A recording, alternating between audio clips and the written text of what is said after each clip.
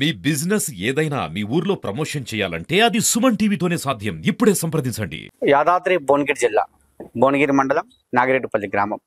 నాగిరెడ్డిపల్లి గ్రామానికి తాజా మాజీ సర్పంచ్గా పనిచేశారు కవిత రాఘవేంద్ర రెడ్డి గారు. కవిత గారు ఎన్నో కార్యక్రమాలు చేశారు, ఈ గ్రామాన్ని అభివృద్ధి పరిచారు. మళ్ళీ కూడా అవకాశం వచ్చింది, ఈసారి వాళ్ళ భర్తకు అవకాశం వచ్చింది. మరి కవిత గారు తెలంగాణ రాష్ట్ర ప్రభుత్వంలో అధికారంలో ఉన్నప్పుడు ఎన్నో కార్యక్రమాలు తీసుకొని అద్భుత గ్రామంగా తీర్చిదిద్దారు. ఎక్కడ చూసినా కూడా వారి పేరే వినిపిస్తుంది. సీసీ రోడ్సే కానీ, డ్రైనేజ్ సమస్యలే కానీ చాలా సమస్యలను పరిష్కరించారని చెప్పి గ్రామంలో చెప్పినటువంటి విషయము. ఒకసారి కవిత గారితో మాట్లాడదాం. ఎందుకంటే గతంలో చేసినటువంటి అభివృద్ధి ఎలా ఉంది, ఇప్పుడు వెళ్తున్నప్పుడు వాళ్ళ భర్తకి ఏ విధంగా ఓట్లు వేస్తారు, ఒకసారి కవిత గారితో. కవిత గారు చెప్పండి, ఎక్కడ చూసినా కూడా నాగిరెడ్డిపల్లిని అద్భుత నాగిరెడ్డిపల్లిగా తీర్చిదిద్దారని చెప్తున్నారు. నిజంగా మీరు ఏ కార్యక్రమాలు చేశారు ఈ గ్రామం కోసం? తప్పకుండా అండి. మేము గతంలో బీఆర్ఎస్ పార్టీ అధికారంలో ఉన్నప్పుడు 5 సంవత్సరాలుగా సర్పంచ్గా చేసి ఉన్నాను. 5 సంవత్సరాల కాలంలో సీసీ రోడ్లు, అండర్ గ్రౌండ్ డ్రైనేజ్, పల్లె ప్రకృతి వనాలు, ఎస్సీ కమ్యూనిటీ హాలు అన్ని దాదాపు 95% సీసీ రోడ్లు కంప్లీట్ చేసాము, డ్రైనేజ్ కంప్లీట్ చేసాము. ప్రతి ఇంటికి మిషన్ భగీరథ ద్వారా తాగునీరు, రైతులకు 24 గంటల కరెంటు మన కేసీఆర్ గారి సహకారంతోను, అదేవిధంగా మన మాజీ ఎమ్మెల్యే గారు, అంటే నేను అధికారంలో ఉన్నప్పుడు మన ఎమ్మెల్యే అయినటువంటి పైలశేఖర్ రెడ్డి గారి సహకారంతో దాదాపు 1,70,00,000 నిధులు. చిన్న గ్రామం మాది. 1230 ప్రస్తుతానికైతే 1230 ఓట్లు ఉన్నాయి. ఇంత చిన్న గ్రామం అయినప్పటికీ కూడా మన కేసీఆర్ గారి సహకారంతో, పైలశేఖర్ రెడ్డి గారి సహకారంతో గ్రామాన్ని ఎంతో అద్భుతంగా తీర్చిద్దాం. ఒకప్పుడు మేము రాకముందు మెయిన్ విలేజ్ లోనే సీసీ రోడ్లు లేకుంటుండే. అన్ని సీసీ రోడ్లు దాదాపు కంప్లీట్ చేయో చిన్న చిన్న ఇష్యూస్ వాళ్ళు వద్దు అంటేనే ఆపేసాం తప్ప దాదాపు అన్ని కంప్లీట్ చేసి ఉన్నాము. అదే మాది 5 సంవత్సరాలు కంప్లీట్ అయిన తర్వాత ఇప్పుడు కాంగ్రెస్ ప్రభుత్వం అధికారంలోకి వచ్చింది. ఈ 2 సంవత్సరాల్లో మేము చేసిన పనులు కాకుండా ఏమైనా కొత్త పనులు చేశారా, మన గ్రామానికి ఏమైనా అభివృద్ధి పథకాలు తీసుకొచ్చిరా? మేము చేసిన పని ఇప్పుడు కాంగ్రెస్ ప్రభుత్వం అధికారంలో ఉంది, సరే మేము అధికారంలో ఉన్నాం, మాకు ఓటేయండి, మమ్మల్ని గెలిపియండి అని అంటున్నారు. 2 సంవత్సరాల నుంచి మీ ప్రభుత్వమే ఉంది కదా అధికారంలో. మరి గ్రామ అభివృద్ధి కార్యక్రమాలు మీరేం చేసిర్రు? 5 సంవత్సరాలు చేసిన అభివృద్ధి మాత్రం అలాగే నిలిచిపోయింది. 2 సంవత్సరాల్లో ఏ ఒక్క పని కూడా జరగలేదు. కాంగ్రెస్ ప్రభుత్వం అధికారంలోకి వచ్చి 2 సంవత్సరాలు అయింది. ఈ 2 సంవత్సరాల్లో ఎన్నో సంక్షేమ పథకాలు చేస్తున్నాం ఏమంటారు. ఇందిరమ్మ ఇల్లే కావచ్చు, రేషన్ కార్డులే కావచ్చు, మహిళా శక్తి పథకాలే కావచ్చు. అంటే ఈ నాగిరెడ్డిపల్లి గ్రామానికే రాలేదా, మొత్తానికి భువనగిరి నియోజకవర్గానికి ఎక్కడికి కూడా ఈ పథకాలు అనేవి అందట్లేదు అంటారు? వాళ్ళు కాంగ్రెస్ ప్రభుత్వం 6 ప్రతిపాదనలు తీసుకొచ్చారు. 6 ప్రతిపాదనలో ఒక ఇందిరమ్మ ఇల్లు ఒక్కటి కొంతమందికి మాత్రమే రావడం జరిగింది. ఆ ఇందిరమ్మ ఇల్లు కూడా ఒక్కరికి ఏదో కొంతమందికి వచ్చినాయి, కానీ ప్రజలకు అందరికీ లబ్ధి పొందే విధంగా ఉండాలి పథకాలంటే. గృహలక్ష్మి పథకం అన్నారు, ప్రతి మహిళకు 2,500 అన్నారు, అది రాలేదు. అదే విధంగా పెన్షన్ పెంచుతామన్నారు. ఆ పెన్షన్ మనం కేసీఆర్ ప్రభుత్వం ఇచ్చిన పెన్షన్ నే అమలు చేస్తున్నారు, దాన్ని కూడా తుంగలో దొక్కే ప్రయత్నం చేస్తున్నారు తప్ప దాన్ని కూడా కంప్లీట్ గా అమలు చేయడం. అదే విధంగా రుణమాఫీ అన్నారు, ఏదో ఎలక్షన్ల ముందు ఒక రుణమాఫీ ఇస్తున్నారు, అయిపోతుంది. అదే ఎలక్షన్ల ముందు ఇందిరమ్మ చీరలు అన్నారు, ఆ ఇందిరమ్మ చీరలు అయిపోయినాయి. బతుకమ్మ చీరలు ఇస్తామన్నారు, ఆ బతుకమ్మ చీరలు లేవు. రైతు బంధు ఇస్తామన్నారు, ఇంతవరకు రైతు బంధు లేదు. ఏ పథకం అమలైంది? అదొక్క ఫ్రీ బస్ ఒకటి ఇచ్చిన ఫ్రీ బస్ లో లేడీస్ కొట్లాడుకుంటున్నారు. అందరు ఏమంటున్నారు, ఈ పథకం లేకున్నా సరే ఇంకేదన్నా జనాలకు అందరికి లబ్ధి పొందే విధంగా పథకం ఉంటే బాగుండేది. ఈ పథకం ద్వారా ఎవరికైనా లాభం చేకూరుతుందా? రోజు మనం జర్నీ చేయలేం కదండి, ఏదో ఒక రోజు జర్నీ చేస్తాం. రోజు రైతన్నకు 5,000 లోపలికి వెళ్తున్నాయంటే దానికి కారణం కేసీఆర్ గారు. 24 గంటల ఉచిత కరెంట్ ఇచ్చిర్రు, ఐకేపీ సెంటర్లు ఏర్పాటు చేసిరు. ఒకప్పుడు ఒడ్లు అమ్ముకోవాలంటే ఏదో భువనగిరి గాని ఎక్కడికో వెళ్ళి అమ్ముకునే వల్ల వచ్చిన డబ్బులు కూడా ఆ ధాన్యం కొనుగోలు తీసుకెళ్లడానికి కానీ ఆ ఖర్చులకే సరిపోయేది. బీఆర్ఎస్ ప్రభుత్వం ఉన్నప్పుడు చేసేటువంటి పనులే ఉన్నాయి. 10 సంవత్సరాలుగా బీఆర్ఎస్ ప్రభుత్వం ఎన్నో కార్యక్రమాలు చేసింది, కాంగ్రెస్ ప్రభుత్వం చేసింది ఏమి లేదు, శూన్యం అంటున్నారు. మరి ప్రధానంగా ఇప్పుడు మీరు వెళ్తున్న సందర్భంలో మీ భర్తకి ఇప్పుడు అవకాశం వచ్చింది కాబట్టి ప్రధానంగా ఏ సమస్యలు మీకు మీ గ్రామంలో మీ దృష్టికి తీసుకొస్తున్నారు? ఎందుకంటే ఇప్పటికే ఎన్నో పనులు చేశారు కదా, ఇప్పటికి ఏ సమస్యలు చేద్దామని ముందుకు వచ్చారు, వారు ఏమని అడుగుతున్నారు మిమ్మల్ని? మేము దాదాపు అన్ని పనులు 90% అన్ని మొత్తం కంప్లీట్ అయినాయండి. చేయడానికి కూడా కొన్ని చిన్న చిన్న పనులు మిగిలిపోయి ఉన్నాయి. పాత కాలనీలో కొంతమంది కమ్యూనిటీ హాల్ కావాలని అడిగారు, అది తప్పకుండా చేస్తాము.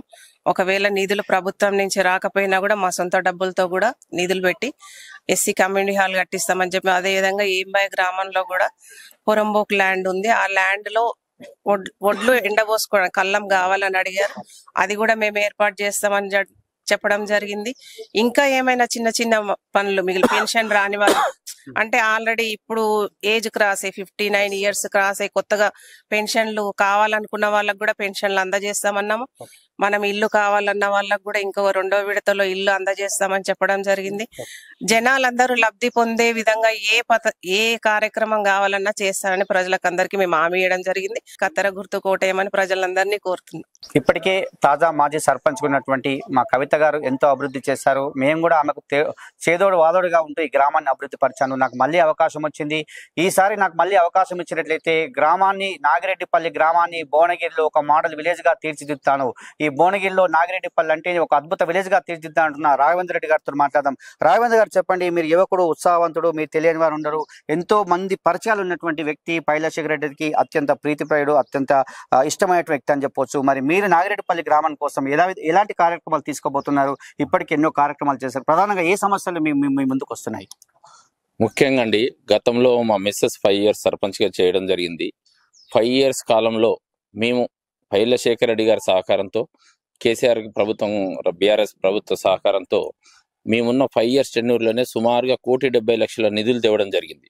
1,70,00,000 నిధులను కూడా సీసీ రోడ్డు కానివ్వండి, అండర్ గ్రౌండ్ డ్రైనేజ్ కానివ్వండి, community hall, SC community hall చేసాము కొత్త కాలనీలో.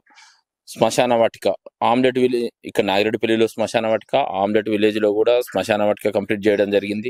మా దృష్టి వీధి ఇంటింటికి వీధి లైట్లు, ఏ ఒక్క చిన్న సమస్య కూడా పెండింగ్ లేకుండా, అవన్నీ కూడా ఏదైనా ఒక 2 సీసీ రోడ్లు మాత్రమే పెండింగ్ ఉన్నాయి. ఆ ఉన్న రోడ్లు ఎందుకు పెండింగ్ ఉన్నాయి అంటే కొన్ని అనివార్య కాలం వల్ల పక్కన ల్యాండ్ ఇష్యూ ఉండడం వల్ల పెండింగ్ ఉన్నాయి. అవి కూడా కంప్లీట్ చేయడానికి మేము ఇప్పుడు మా దృష్టికి వచ్చింది. అవి కూడా సహకరించి వాళ్ళతో చర్చించి ఆ రోడ్లు కూడా కంప్లీట్ చేస్తామని చెప్తున్నాము. గతంలో కాంగ్రెస్ ప్రభుత్వం ఇది చేసాం అది చేసామని చెప్తున్నారండి. గత 2 సంవత్సరాలు ఇప్పుడు పాలనలోకి వచ్చి వాళ్ళు 2 years అయిపోయింది. ఇవాళ ఏదో 2 months 3 months కాలేదు. వాళ్ళు అధికారంలోకి వచ్చే ముందు ఎలక్షన్ ముందు స్టేట్మెంట్ ఏమి ఇచ్చారు? మేము వస్తే 6 గ్యారంటీలు పక్కా అమలని 6 గ్యారంటీలు ఒక కార్డు రిలీజ్ చేశారు. 6 గ్యారంటీల్లో భాగంగా రేపు ఎలక్షన్ వస్తే ఇప్పుడు ఏమన్నారు? ఇప్పుడు పెన్షన్ తీసుకుంటే ఇప్పుడు 2,000 అండి, నెక్స్ట్ వచ్చే నెల వస్తే 4,000 పెన్షన్ తీసుకోవచ్చు అన్నారు. ఇప్పుడు రుణమాఫీ ఉరకండి, పరిగెత్తండి, రైతులను పరిగెత్తండి, లోన్ తెచ్చుకోండి, ఇమీడియట్లీ మీరు రాగానే లోన్ మాఫీ చేస్తున్నామన్నారు. ఎంతమంది జరిగిందంటే రుణమాఫీ? ఎంతమందికి ఇప్పుడు పెన్షన్ ఇస్తున్నారు? ఉన్న పెన్షన్ ఒక నెల తగ్గించి ఇచ్చారు. ఇప్పటికి పెన్షన్ తగ్గించి ఇవ్వడం జరుగుతుంది. ఇచ్చిన పెన్షన్ లేదు. ఆల్రెడీ మహిళలకు 2,500 ఇస్తామన్నారు. అవి ఎక్కడ పోయింది? ఆ మహిళలకి, నిరుద్యోగులకు ఎవ్రీ మంత్ 5,000 ఇస్తామన్నారు. అది ఎక్కడ పోయింది? రైతు బంధు 2 పంటలకి ఇస్తుండ్రు. 3వ పంట ఏది సన్యాసిని మాట్లాడిర్రు. 3వ పంట కాదు, ఒక పంటకు దిక్కులేదు. ఆ సంవత్సరం మొత్తం దానికి ఎగరాం పెట్టే పరిస్థితికి వచ్చింది. వాళ్ళు ఏమన్నా మాటలు చెప్పడానికి అనుకోండి, మహిళలకు ఉచిత స్కూటీలు ఇస్తామన్నారు, ల్యాప్టాప్లు ఇస్తామన్నారు. ఏవండి వాళ్ళు ఇచ్చిన హామీలన్నీ కూడా అధికారంలోకి రావడానికి ఇచ్చిన హామీలే. వాళ్ళని అసాధ్యమైన హామీలు ఇచ్చి ఏదో అధికార దాహంతో వాళ్ళు వచ్చి ఈ రోజు జనాలను ఇంకా కూడా మభ్యపెట్టాలని మహిళలోనే ఉంది కాంగ్రెస్ ప్రభుత్వం. జనాలకు మేలు చేయాలని కాదు, అరాకొర ఏదో ఇందిరమ్మ ఇల్లు ఇచ్చినామని, ఆ ఇచ్చిన ఇల్లు కూడా ట్రాన్స్పరెన్సీ జరగలేదు. ఆల్రెడీ ఖాళీ గుడిసెలో ఉంటున్న వాళ్ళకు కూడా ఇల్లు ఇవ్వలేదు. ఏదో వాళ్ళ అభ్యర్థులకు వాళ్ళకి ఇచ్చుకొని ఏదో ఇస్తాం ఆశ పెట్టడమే తప్ప చేసేది ఏం లేదు. గతంలో కేసీఆర్ గారు చేసిన కార్యక్రమాల వల్ల ఈ రోజు రాష్ట్ర రైతాంగం ఎంతో సంతోషంగా ఉందంటే కేసీఆర్ గారు చేసిన కార్యక్రమాల వల్లనే.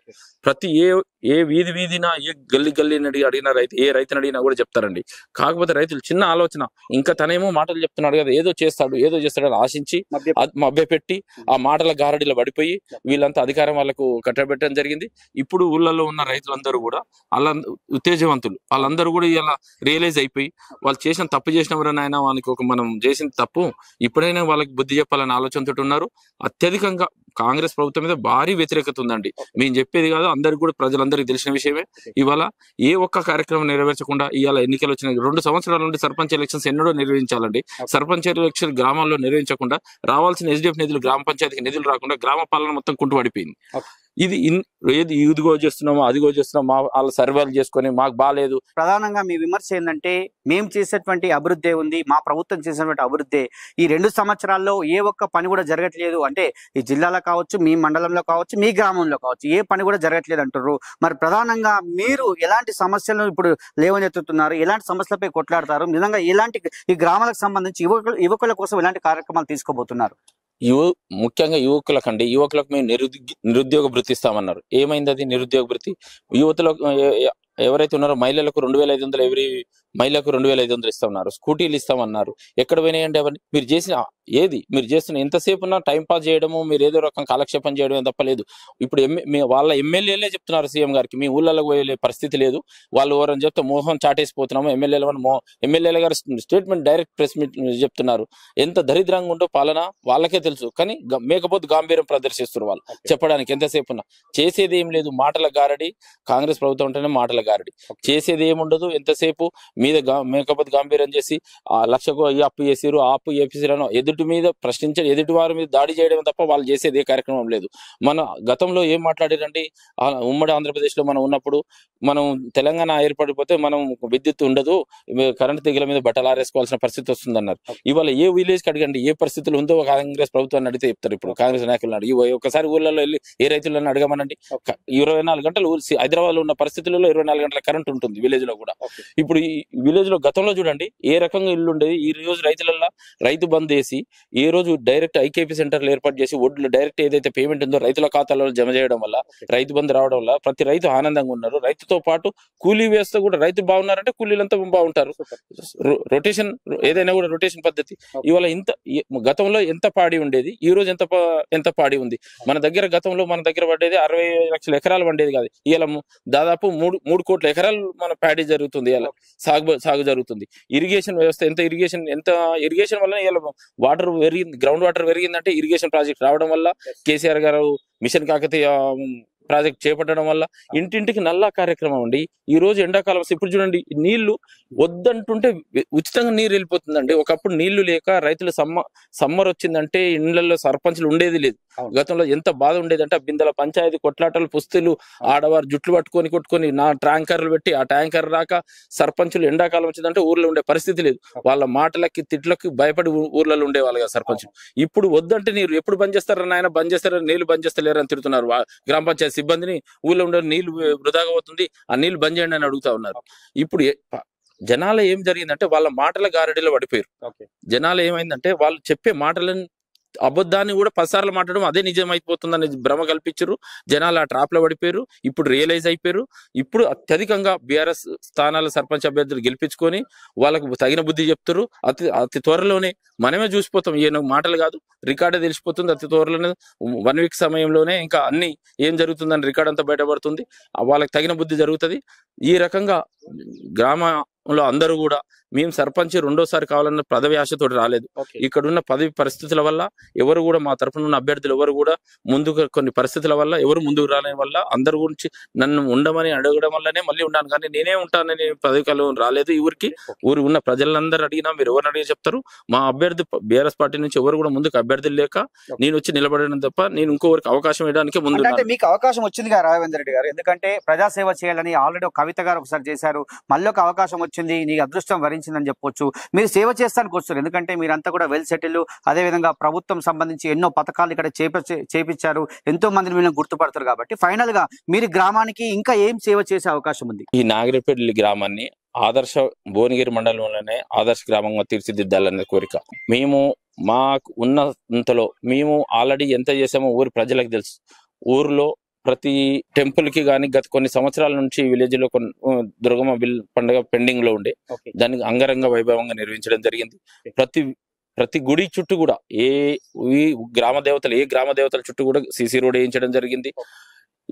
ఈ విలేజ్ లో ఏం జరిగిందంటే అందరికి ముఖ్యంగా తెలియాల్సిన విషయం ఏంటంటే ఈ నాగిరెడ్డిపల్లి గ్రామం 2011 సెన్స్ ప్రకారం ఇందులో సుమారుగా 350 ఎస్సీ ఓటర్లు ఉన్నారు. ఆ ఎస్సీ ఓటర్లు లేనుగా ఎంట్రీ చేయబడింది. అది ఎలా జరిగిందా ఏందా తెలియదు. కొన్ని పరిస్థితుల వలన కావాలని చేశారా ఏందా అనేది గ్రామ ప్రజలు తెలుసు, అందరికి తెలుసు. అది ఎస్సీలే లేరు అన్నట్టుంది. ఇప్పటికీ మా విలేజ్ లో ఉన్న సమస్య ఏంటంటే గ్రామానికి రావాల్సిన నిధులు కూడా ఎస్సీలు ఉండడం వల్ల కొన్ని ఫండ్స్ ఎక్కువ వస్తాయి. అది లేదు ఇప్పుడు మా గ్రామ పరిస్థితిలో. ఇంకోటి దాంతో పాటు వీళ్ళకి రిజర్వేషన్ కూడా లేదు. ఎస్సీ కాలనీస్ ఉన్నాయి, 2 ఎస్సీ కాలనీలో కూడా. అది గతంలో కూడా మేము 2018 లో 2011 సెన్స్ ప్రకారం ఎస్సీలు లేనుగా ఎంట్రీ కాబడింది కాబట్టి లేరు, ఎస్సీలు లేరు. గతంలో కూడా మేము లాస్ట్ టైం మా మిస్సెస్ సర్పంచ్ అయిన కాంటాక్ట్ చేసినప్పుడు కూడా ఎస్సీలు లేరు. ఆ ఎస్సీ కాలనీ అప్పుడు జనరల్ వార్డు కావడం వల్ల వాళ్ళకి కేటాయించడం జరిగింది. జనరల్ వార్డులో వాళ్ళ అభ్యర్థిలో ఉంచడం జరిగింది. ఈసారి వాళ్ళున్న కాలనీలో అది బీసీ జరిగింది, బీసీకి రిజర్వ్డ్ వచ్చింది. అట్లాంటి పరిస్థితుల్లో వాళ్ళకి అవకాశం లేకుండా పోయింది.